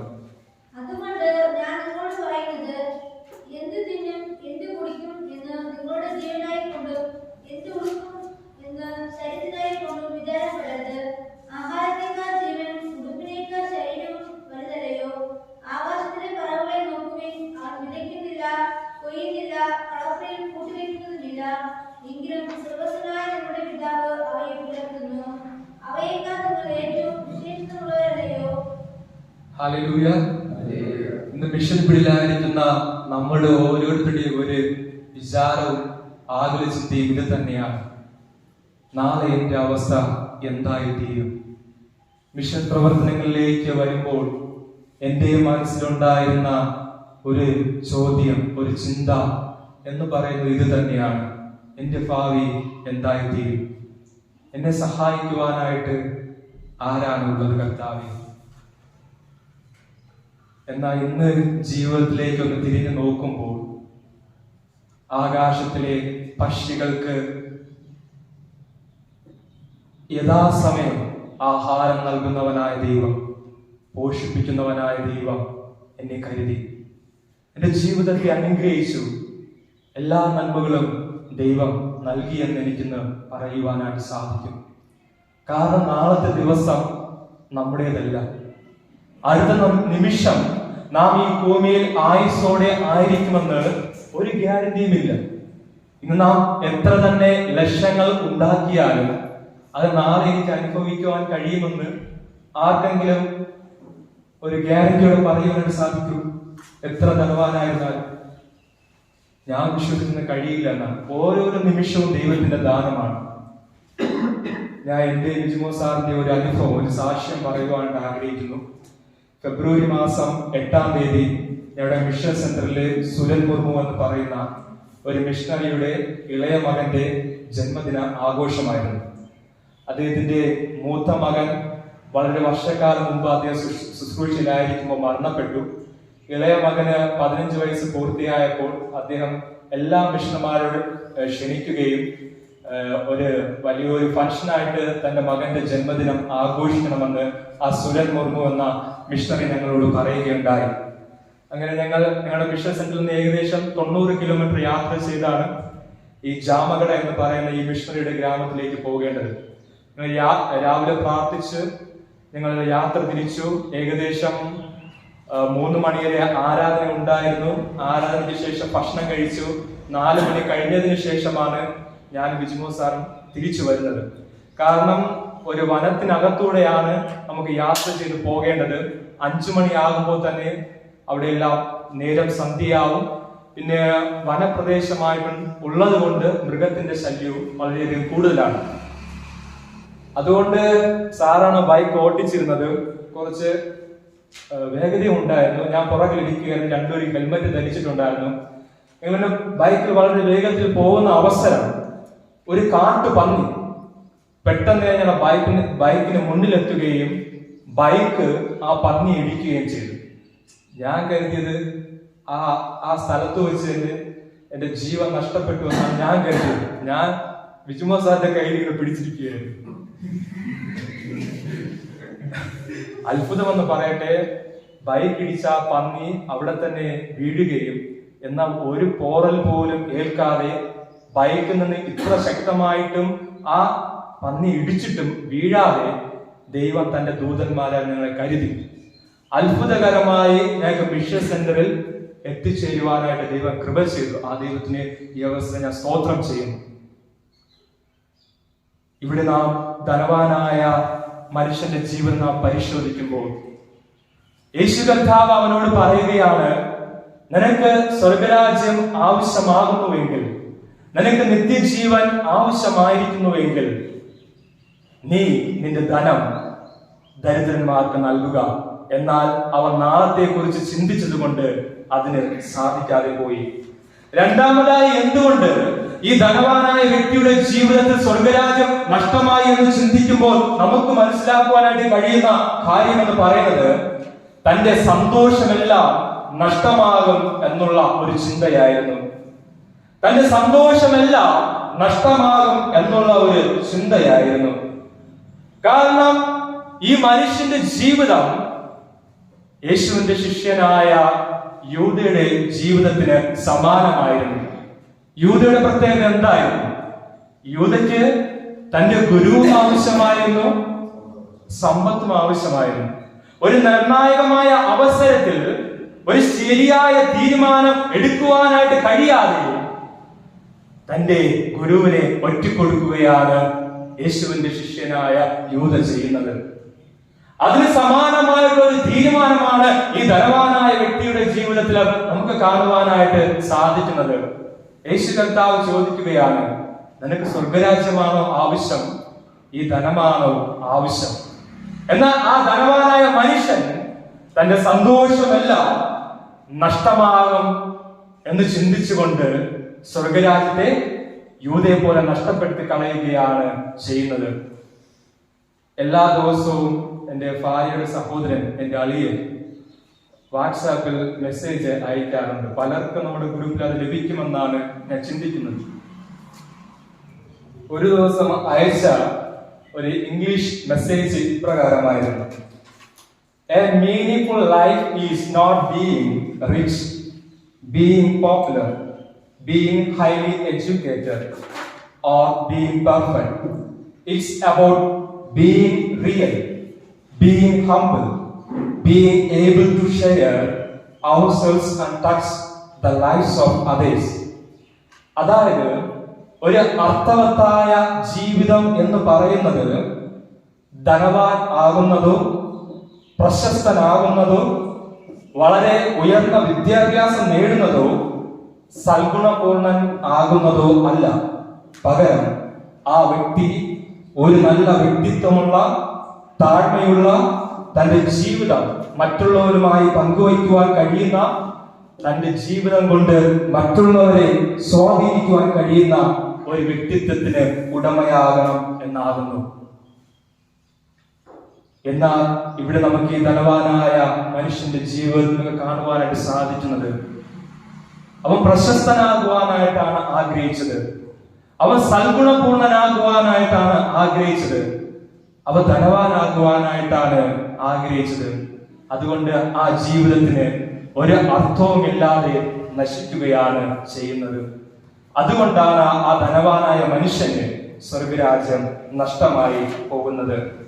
മൂന്നാമതായി, എന്തുകൊണ്ട് ഈ ധനവാനായ വ്യക്തിക്ക് സ്വർഗരാജ്യം നഷ്ടമായി എന്ന് നാം ചിന്തിക്കുമ്പോൾ നമുക്ക് മനസ്സിലാക്കുവാനായിട്ട് കഴിയുന്ന കാര്യം എന്ന് പറയുന്നത് സ്വാർത്ഥതയുടെ ചിന്തയായിരുന്നു. സ്വാർത്ഥതയുടെ ചിന്ത. കാരണം ദൈവം ആ ധനവാനായ മനുഷ്യന്റെ ജീവിതത്തിൽ എല്ലാ നന്മകളും നൽകി അനുഗ്രഹിച്ചിരിക്കുമ്പോൾ അത് മറ്റുള്ളവരുമായി പങ്കുവയ്ക്കുവാനായിട്ട് കഴിയുന്ന ഒരു മനസ്സ് ആ ധനവാനായ മനുഷ്യന്റെ ജീവിതത്തിൽ ഉണ്ടായിരുന്നില്ല. ഇന്ന് ധനവാനായിരിക്കുന്ന പലരുടെയും ചിന്ത ഇതാണ്, ഇതെല്ലാം ഞാൻ എന്റെ ശക്തി കൊണ്ട്, എന്റെ ബുദ്ധി കൊണ്ട്, എന്റെ സാമർഥ്യം കൊണ്ട് നേടിയതാണ്. എന്നാൽ ഒരു കുഞ്ഞ് ഒരു മാതാവിന്റെ ഗർഭപാത്രത്തിൽ നിന്ന് എപ്രകാരമാണ് വരുന്നത്? ധനവും ബുദ്ധിയും എല്ലായിട്ടാണ് വരുന്നത്, നഗ്നനായിട്ടാണ് വരുന്നത്. ബാക്കിയെല്ലാം ഈ ഭൂമിയിൽ വെച്ച് നമ്മെ സൃഷ്ടിച്ച ദൈവം നമുക്ക് ഓരോരുത്തർക്കും നൽകുന്നതാണ്. അത് നമ്മളാരും കരസ്ഥമാക്കുന്നതല്ല എന്ന് ഞാൻ വിശ്വസിക്കുന്നത്. ദൈവം നമുക്ക് ദാനമായി നൽകുന്നതാണ്. ദൈവത്തിന്റെ ദാനമാണ്, എല്ലാം ദൈവത്തിന്റെ ദാനമാണ്. നമ്മുടെ ബുദ്ധിയായിരുന്നാലും എന്തായിരുന്നാലും നാം നഗ്നരായി തന്നെയാണ് ഈ ഭൂമിയിലേക്ക് വന്നത്. ഇവിടെ വന്നതിന് ശേഷം നമ്മുടെ ജീവിതത്തിൽ എന്തെങ്കിലും ഉണ്ട് എങ്കിൽ അത് ദൈവം നൽകിയ ദാനമാണ്. ആ ദാനം എന്തിനാണ് നൽകിയിരിക്കുന്നത്? മറ്റുള്ളവരുമായി പങ്കുവയ്ക്കാൻ, സ്വാർത്ഥരായി തീരുവാനായിട്ടല്ല. ജ്ഞാനിയായ ശലോമോൻ സഭാപ്രസംഗം 11:1 പറയുന്നത് ഇപ്രകാരമാണ്: നിന്റെ അപ്പത്തെ വെള്ളത്തിന്മേൽ എറിയുക, ഏറിയ നാൾ കഴിഞ്ഞിട്ട് നിനക്ക് അത് കിട്ടും. നിന്റെ അപ്പത്തെ എറിയുക, വെള്ളത്തിന്മേൽ എറിയുക, ഏറിയ നാൾ കഴിഞ്ഞിട്ട് നിനക്കത് കിട്ടും. ഹല്ലേലൂയ. ഈ അപ്പം എന്ന് പറയുന്നത് ദൈവം നമുക്ക് നൽകിയിരിക്കുന്ന ആരോഗ്യമാകാം, ദൈവം നമുക്ക് നൽകിയിരിക്കുന്ന ധനമാകാം, ദൈവം നമുക്ക് നൽകിയിരിക്കുന്ന ബുദ്ധിയാകാം, ദൈവം നമുക്ക് നൽകിയിരിക്കുന്ന താലന്തുകളാകാം, ദൈവം നൽകിയിരിക്കുന്ന സമയമാകാം. ഒരു നന്മയും നൽകാതെ ആരും ഈ ഭൂമിയിൽ ഇല്ല എന്നാണ് ഞാൻ വിശ്വസിക്കുന്നത്. ഈ നന്മകൾ നാം പങ്കുവയ്ക്കുമ്പോഴാണ് നമുക്ക് സ്വർഗരാജ്യത്തിന് അവകാശികൾ ആയി തീരുവാനായിട്ട് സാധിക്കുന്നത്. നാം ദൈവം നൽകിയിരിക്കുന്ന നന്മകൾ മറ്റുള്ളവരുമായിട്ട് പങ്കുവയ്ക്കുമ്പോൾ ഒരുപക്ഷെ അവർ നമ്മെ സഹായിച്ചെന്ന് വരില്ല, അവർ നമ്മെ മറന്നേക്കാം. പക്ഷെ നമ്മെ മറക്കാത്ത ഒരു ദൈവം ഉണ്ട് എന്നാണ് ഞാൻ വിശ്വസിക്കുന്നത്. എൻ്റെ ഒരു സെമിനാരി അനുഭവത്തെ ഞാൻ പറയുവാനായിട്ട് ആഗ്രഹിക്കുന്നു. ഞാൻ തമിഴ്നാട്ടിലെ കൺകോഡിയ തിയോളജിക്കൽ സെമിനാരിയിലാണ് ഞാൻ പഠിച്ചത്. 2012 മുതൽ 2017 വരെ 5 വർഷത്തെ IBD കോഴ്സിനാണ് ഞാൻ പഠിക്കുവാനായിട്ട് പോകുന്നത്. എനിക്ക് 3ാം ക്ലാസ് മുതൽ ഈ വൈദിക പഠനം വരെ കമ്പേഷൻ എന്ന സംഘടനയുടെ സഹായത്തോടെയാണ് ഞാൻ പഠിച്ചത്. എനിക്ക് ഒരു വർഷത്തെ ഫീസ് എന്ന് പറയുന്നത് 65,000 രൂപയാണ്. അത് പോയിട്ട് ഓരോ മാസവും എന്റെ പഠന ആവശ്യങ്ങൾക്ക് വേണ്ടി ബുക്കുകൾ വാങ്ങുവാനായിട്ട് എന്റെ ഭവനത്തിൽ പോയിട്ട് വരുവാനുള്ള ടിക്കറ്റായിട്ട് എല്ലാ മാസവും എനിക്ക് 1000 രൂപ വെച്ച് തരും. അതുകൊണ്ട് ദൈവം അത്ഭുതകരമായി നടത്തിയ ആ കാലഘട്ടത്തിൽ എന്നോടൊപ്പം തന്നെ മുംബൈയിൽ താമസിക്കുന്ന ഒരു സഹോദരനും ഉണ്ടായിരുന്നു. രഞ്ജിത്ത് എന്നാണ് പേര്. 2ാമത്തെ വർഷം ഞങ്ങൾ രണ്ടുപേരും ഒരു റൂമിലാണ് താമസിക്കുന്നത്. അദ്ദേഹത്തിന്റെ പിതാവ് ഫീസ് അടയ്ക്കുവാനായിട്ട് മുഴുവൻ തുകയും അദ്ദേഹത്തിന് നൽകുകയുണ്ടായി. എന്നാൽ ഈ ഫീസ് അടയ്ക്കുവാനായിട്ട് നൽകിയ തുക അദ്ദേഹം നല്ല ആഹാരം കഴിക്കുവാനായിട്ടും നല്ല വസ്ത്രം ധരിക്കുവാനായിട്ടും ഉപയോഗിച്ചു. അതുകൂടാതെ നല്ല വില കൂടിയ മൊബൈൽ വാങ്ങുകയും ചെയ്തു. പരീക്ഷ സമയമായി പ്രിൻസിപ്പൽ പറഞ്ഞു, ഫീസ് അടയ്ക്കാതെ പരീക്ഷ എഴുതുവാനായിട്ട് സാധ്യമല്ല. എനിക്ക് സഹായം ലഭിക്കുന്ന കാര്യം നമ്മുടെ സെമിനാരിലുള്ള എല്ലാവർക്കും അറിയാം. അങ്ങനെ അവസാനം ഫീസ് അടയ്ക്കുവാനായിട്ട് വകയില്ലാതെ വളരെയധികം ദുഃഖത്തോടെ കണ്ണുനീരോടെ എൻ്റെ അടുക്കൽ വരികയും എന്തെങ്കിലും സഹായിക്കുവാനായിട്ട് സാധിക്കുമോ എന്ന് എൻ്റെ അടുത്ത് ചോദിക്കുകയും ചെയ്തു. എൻ്റെ കയ്യിൽ അപ്പോൾ ഉണ്ടായിരുന്നത് ഒരു 5000 രൂപയായിരുന്നു. ഞാൻ അദ്ദേഹത്തിന്റെ കണ്ണുനീർ കണ്ട് ഞാൻ ഓരോ രൂപയും വളരെയധികം മൂല്യത്തോടെ ശേഖരിച്ചു വെച്ചിരുന്ന ഒരു നിശ്ചിതമായ തുകയായിരുന്നു. അദ്ദേഹത്തിന് ഫീസ് അടയ്ക്കുവാനായിട്ട് ഞാൻ നൽകുകയുണ്ടായി. എൻ്റെ കൈവശമുണ്ടായിരുന്ന 5000 രൂപ. അദ്ദേഹം പരീക്ഷയെല്ലാം എഴുതി വളരെ സന്തോഷത്തോടെ സെമിനാരിൽ നിന്ന് മടങ്ങിപ്പോയി. 3ാമത്തെ വർഷമായി. 1 മാസമായിട്ടും കണ്ടില്ല, 2 മാസമായിട്ടും കണ്ടില്ല. ഏകദേശം 1 വർഷമായിട്ട് യാതൊരു വിധമായിട്ടുള്ള അറിവുമില്ല. ഫോൺ വിളിച്ചു കഴിഞ്ഞാൽ എടുക്കില്ല. ആ അവസരം വളരെയധികം ദുഃഖത്തിൻ്റെതായിട്ടുള്ള അനുഭവങ്ങൾ ജീവിതത്തിൽ വന്നു. എങ്കിലും ഒരു വിശ്വാസം ഉണ്ടായിരുന്നു, ദൈവം എന്നെ കരുതും, ദൈവം എന്നെ കൈവിടില്ല എന്നുള്ള ഒരു വിശ്വാസം എനിക്കുണ്ടായിരുന്നു. 4ാമത്തെ വർഷം ഞാൻ പഠിക്കുന്ന അവസരത്തിൽ നമ്മുടെ ഭാരത ഗവൺമെന്റ് മാറുകയും ഒരു പുതിയ സർക്കാർ വരികയും ചെയ്തു. ആ അവസരം അവർ വന്ന ഉടനെ ചെയ്ത കാര്യം എന്ന് പറയുന്നത് ഫോറിൻ ഫണ്ടെല്ലാം നിർത്തൽ ചെയ്യുകയാണ് ചെയ്തത്. അതുകൊണ്ട് കമ്പേഷൻ എന്ന സംഘടനയുടെയും എന്റെ സ്പോൺസർഷിപ്പ് ആ വർഷത്തോടെ കട്ടാവുമെന്ന് എന്റെ കോർഡിനേറ്റർ പറയുകയുണ്ടായി. 5ാമത്തെ വർഷം വീണ്ടും എനിക്ക് 65,000 രൂപ അടയ്ക്കണം. എപ്രകാരം എനിക്ക് അടയ്ക്കുവാൻ കഴിയുമെന്ന് എനിക്ക് യാതൊരു വിധമായിട്ടുള്ള ഉറപ്പുമില്ല. 4ാമത്തെ വർഷത്തെ ഫീസ് വന്നു. എന്റെ പേർക്കാണ് ഡീഡി വരുന്നത്. ഞാൻ അത് ബാങ്കിൽ കൊണ്ടുപോയി മാറും. അതിനുശേഷം ഫീസ് കൊണ്ടുപോയി അടച്ചതിന് ശേഷം എന്റെ സ്പോൺസറിന് ഞാൻ താങ്ക്സ് ഗിവിംഗ് ലെറ്റർ എഴുതണം. അതിനുശേഷം ഞാൻ അടച്ച റെസിപ്റ്റ് എനിക്ക് തിരിച്ച് അയച്ചു കൊടുക്കണം. എന്റെ അവസാനത്തെ താങ്ക്സ് ഗിവിംഗ് ലെറ്ററും എഴുതി ഞാൻ പ്രാർത്ഥനയോടെ ആ റെസിപ്റ്റ് എല്ലാം വെച്ച് എന്റെ സ്പോൺസറിന് ഞാൻ അയക്കുകയുണ്ടായി, എന്റെ കോർഡിനേറ്ററിന്. 5ാമത്തെ വർഷം ഫീസ് ലഭിക്കുമോ ലഭിക്കില്ലയോ എന്ന് യാതൊരു പ്രശ്നവുമില്ല. അത്ഭുതമെന്ന് പറയട്ടെ, ഏകദേശം ഒരു 2-3 മാസം കഴിഞ്ഞതും എനിക്ക് വീണ്ടും ഒരു 65,000 രൂപ DD ആയിട്ട് ലഭിക്കുകയുണ്ടായി. എനിക്ക് അങ്ങനെ അതുവരെയായിട്ട് ലഭിച്ചിട്ടില്ല. എനിക്ക് വീണ്ടും ഒരു 65,000 രൂപ ഓഫീസിൽ നിന്ന് ലഭിക്കുകയുണ്ടായി. ഞാൻ എന്താണ് ചെയ്തത്?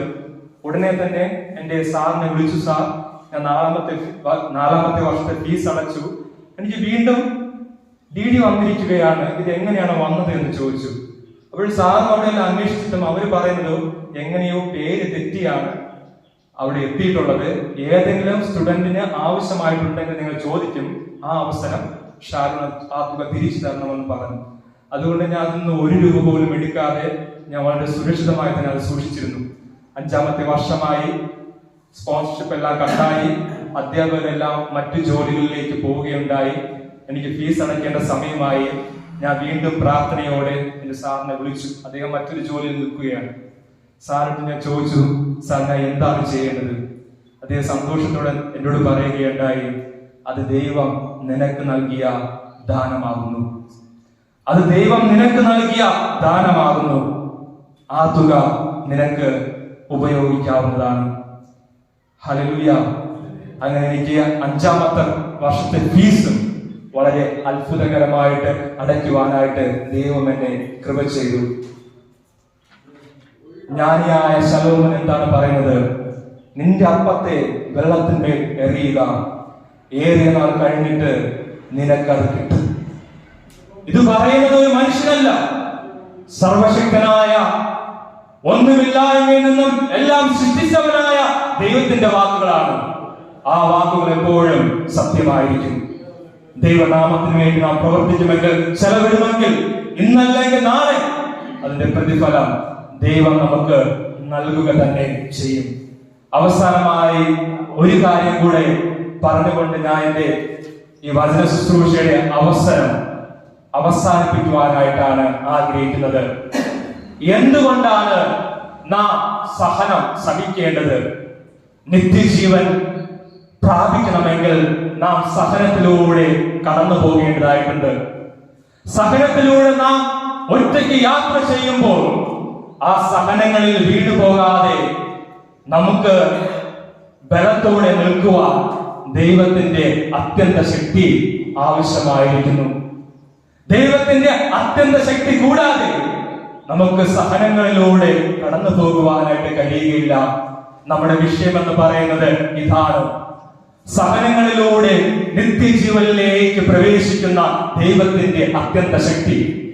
സഹനമെന്ന് പറയുമ്പോൾ തന്നെ നമ്മുടെ മനസ്സിലേക്ക് ആദ്യം വരുന്ന ഒരു വ്യക്തി എന്ന് പറയുന്നത് കർത്താവായ യേശു ക്രിസ്തുവാണ്. എനിക്കും നിങ്ങൾക്കും വേണ്ടി ചാട്ടവാറടിയേറ്റതും തന്റെ ശിരസിന്മേൽ ആ മുൾക്കിരീടമെല്ലാം ചൂടിയതുമെല്ലാം നമുക്ക് ആദ്യമായി മനസ്സിൽ വരുന്നത്. രണ്ടാമതായിട്ട് നമ്മുടെ മനസ്സിലേക്ക് വരുന്നത് ഭക്തനായ ഇയ്യോബാണ്. നാം ഇയ്യോബിന്റെ ജീവിതം നോക്കുമ്പോൾ ഇയ്യോബിന്റെ ജീവിതത്തിലുണ്ടാകുന്ന ധനം നഷ്ടമായി, തന്റെ കുടുംബം നഷ്ടമായി, തന്റെ ആരോഗ്യവും നഷ്ടമായി. ആ അവസരത്തിൽ തനിക്കൊരു ആശ്വാസമാകേണ്ട ഭാര്യ വരെ, സഹനത്തിൽ ആശ്വാസമാകേണ്ട ഭാര്യ വരെ ഒറ്റപ്പെടുത്തുന്ന ഒരു അവസരം ഇയ്യോബിന്റെ ജീവിതത്തിൽ ഉണ്ടായി. എന്നാൽ അവിടെയെല്ലാം പിടിച്ചു നിൽക്കുവാൻ ഇയ്യോബിന് സാധിച്ചത് ദൈവത്തിന്റെ അത്യന്ത ശക്തി കൊണ്ടാണ്. ഇയ്യോബിന്റെ ജീവിതത്തിൽ ധനം നഷ്ടപ്പെട്ടപ്പോൾ, മക്കൾ നഷ്ടപ്പെട്ടപ്പോൾ, ആരോഗ്യം നഷ്ടപ്പെട്ടപ്പോൾ ഉണ്ടായ ദുഃഖത്തേക്കാൾ ഇയ്യോബിന്റെ ജീവിതത്തിൽ ഉണ്ടായ ഒരു ദുഃഖം എന്ന് പറയുന്നത്, എന്തുകൊണ്ട് എന്റെ ജീവിതത്തിൽ ഇതെല്ലാം സംഭവിച്ചു? എന്തുകൊണ്ട്? ഞാൻ നീതിമാനായിരുന്നു, ദൈവത്തിന് കൊടുക്കേണ്ടതെല്ലാം കൊടുത്തു, വീണ്ടും എന്റെ ജീവിതത്തിൽ എന്തുകൊണ്ട് ഉണ്ടായി എന്ന് ഇയ്യോബ് ദൈവത്തോട് ചോദിക്കുകയാണ്. 2020 CSA വെസ്റ്റ് ഡൽഹി മലയാളം കോൺഗ്രിഗേഷന്റെ വാർഷിക കൺവെൻഷൻ നടക്കുമ്പോൾ അന്നേ ദിവസം പ്രാസംഗികനായിരുന്ന റവറന്റ് രമേശ് അച്ഛൻ ഇയ്യോബിന്റെ ജീവിതത്തിൽ നിന്നാണ് പ്രസംഗിച്ചത്. അദ്ദേഹം 4 കാര്യങ്ങളാണ് എന്തുകൊണ്ട് ഇയ്യോബിന്റെ ജീവിതത്തിൽ ഇപ്രകാരം ഒരു കഷ്ടത വന്നതിന് ഉത്തരങ്ങളായി നൽകിയത്. അത് മാത്രം പറഞ്ഞുകൊണ്ട് സമയത്തിന്റെ പരിമിതി കാരണം നിർത്തുവാനായിട്ട് ആഗ്രഹിക്കുന്നു. ഒന്നാമതായി രമേശ് അച്ഛൻ നൽകിയതായ സന്ദേശം എന്ന് പറയുന്നത്, ദൈവം ഇയ്യോബിനെ ഇരട്ടിയായി അനുഗ്രഹിക്കുവാൻ അവന്റെ ജീവിതത്തിൽ ഈ കഷ്ടതകൾ വന്നു. ഇയ്യോബിനെ ഇരട്ടിയായി അനുഗ്രഹിക്കുവാൻ അവന്റെ ജീവിതത്തിൽ ഈ കഷ്ടതകൾ വന്നു.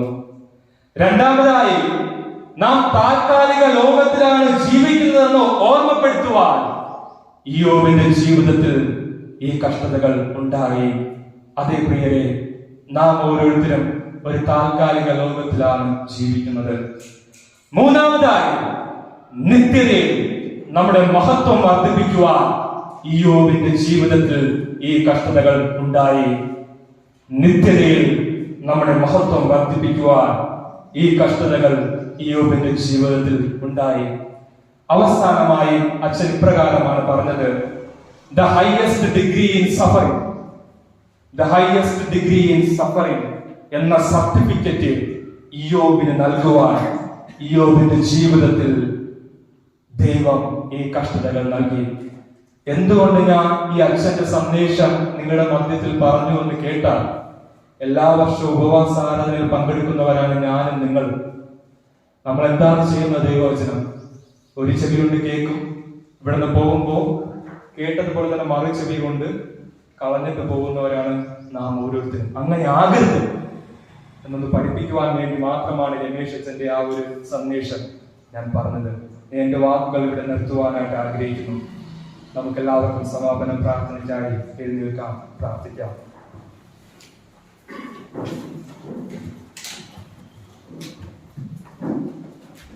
സ്നേഹവാനും കാരുണ്യവാനുമായ സ്വർഗസ്ഥനായ നല്ല ദൈവമേ, അങ്ങയുടെ ഏകജാതനായ പുത്രനെ നൽകുവാൻ തക്കവണ്ണം അങ്ങ് ഞങ്ങളെ സ്നേഹിച്ച ദേശായി, അങ്ങയുടെ ശുശ്രൂഷയ്ക്കായി ഞങ്ങളെ വിളിച്ച് വേർതിരിച്ചതിനായി സ്തോത്രം സ്തോത്രം സ്തോത്രം ചെയ്തു കർത്താവേ. ഈ ഉപവാസാരാധനയുടെ ഈ ആദ്യത്തെ സെഷൻ അങ്ങ് ഇത്രമാത്രം അനുഗ്രഹിച്ചതിനായി, അങ്ങയുടെ വചനത്തിലൂടെ സംസാരിച്ചതിനായി എല്ലാം സ്തോത്രം ചെയ്തു കർത്താവേ. അങ്ങ് ഇടപെട്ടുവല്ലോ അപ്പ. അങ്ങയുടെ ശബ്ദം കേൾക്കുവാൻ തക്കവണ്ണം ഞങ്ങളുടെ ഹൃദയങ്ങളെ അങ്ങ് തുറന്നു നൽകിയല്ലോ അപ്പ. നന്ദി കർത്താവേ. അങ്ങയുടെ ശുശ്രൂഷ ഞങ്ങളുടെ ശക്തിയാലെയല്ല, ബലത്താലെയല്ല, ബുദ്ധിയാലല്ല നാഥ, അങ്ങയുടെ അത്യന്ത ശക്തിയാൽ, ആത്മാവിന്റെ ശക്തിയാൽ ചെയ്യുവാൻ അങ്ങ് ഞങ്ങൾക്ക് കൃപ പകരുമാറാകണമേ. ഞങ്ങൾ മൺപാത്രങ്ങളാകുന്നു, ബലമില്ലാത്തവരാകുന്നു, പെട്ടെന്ന് തകർന്നു പോകുന്നവരാകുന്നു കർത്താവേ. മൂല്യങ്ങൾ കുറഞ്ഞവരാകുന്നു കർത്താവേ. ദൈവ മൂല്യമില്ലാത്ത ഞങ്ങളെ അങ്ങ് തിരഞ്ഞെടുത്തുവല്ലോ അപ്പ. ബലമില്ലാത്ത തകർന്നു പോകുന്ന ഞങ്ങളെ അങ്ങ് തിരഞ്ഞെടുത്തുവല്ലോ കർത്താവേ. ഞങ്ങളെ അങ്ങയുടെ ആത്മാവിനാൽ അങ്ങ് ശക്തീകരിച്ചുവല്ലോ. നന്ദി കർത്താവേ. ഞങ്ങളുടെ ജീവിതത്തിന്റെ അവസാനം വരെയും ഈ ശക്തിയാൽ തന്നെ ഞങ്ങളെ പരിപാലിക്കണമേ. എല്ലാ മാനവും മഹത്വവും അങ്ങ് തന്നെ സ്വീകരിക്കണം. യേശുവിൻ നാമത്തിൽ ഞങ്ങളുടെ പ്രാർത്ഥന കേൾക്കണം ദയയുള്ള പിതാവേ. ആമേൻ.